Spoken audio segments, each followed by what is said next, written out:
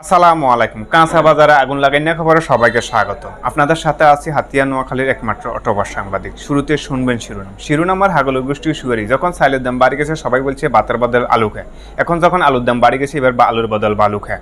বালু না থাকলে এই দেশের মানচিত্রকে সাবাই খায়। কিনলে আমরা খানকির ফোয়ার দেশে মাগির ফোয়ার মতো বসবাস করতেছি। এই জন্য আমরা সব কিছুর দাম বাড়তি দিয়ে খেতে হচ্ছে। যেন দেশটা তাদের বাপদাদার সম্পত্তি, আমরা এই দেশে বারাটিয়ার মতো রয়েছি। হঠাৎ করে আলুর বাজার লাগছে আগুন 60 টাকা তার কেজি। আমরা গরিব বেশি আছি খেয়ে বত্তাবাজি। কাঁচা বাজার যাই না আমরা, দাম যে তার অনেক বেশি। মাছ মাংস কবে খেয়েছি আমরা সেটাও ভুলে গেছি।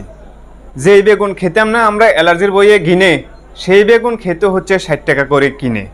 চাল ডাল আলু আরও বাড়ছে চিনি, সব কিছুর দাম বাড়ি গেছে। এখন আমরা কেমনে খাবো কিনি? নিত্য প্রয়োজনীয় জিনিসপত্র দাম নিয়ে তোমরা যারা করছো চিনি মিনি, মনে রেখো তোমাদেরকে কাল হাসর মাঠে রেহে দিবেন না তিনি।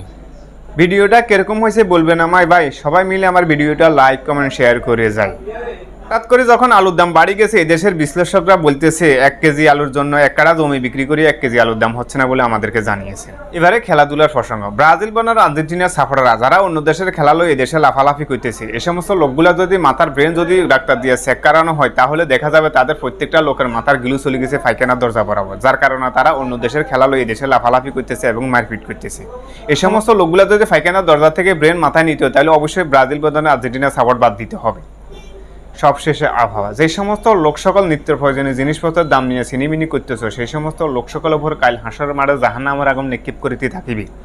ওই আগুনকে 70,000 ফেরেশতা দিয়ে ধরে রাখা সম্ভব হবে না। তাই ওই সমস্ত লোক সকলকে নিত্য প্রয়োজনীয় দামকে কমিয়ে দিয়ে সাধারণ মানুষের উপকার করার জন্য আহ্বান জানাচ্ছি।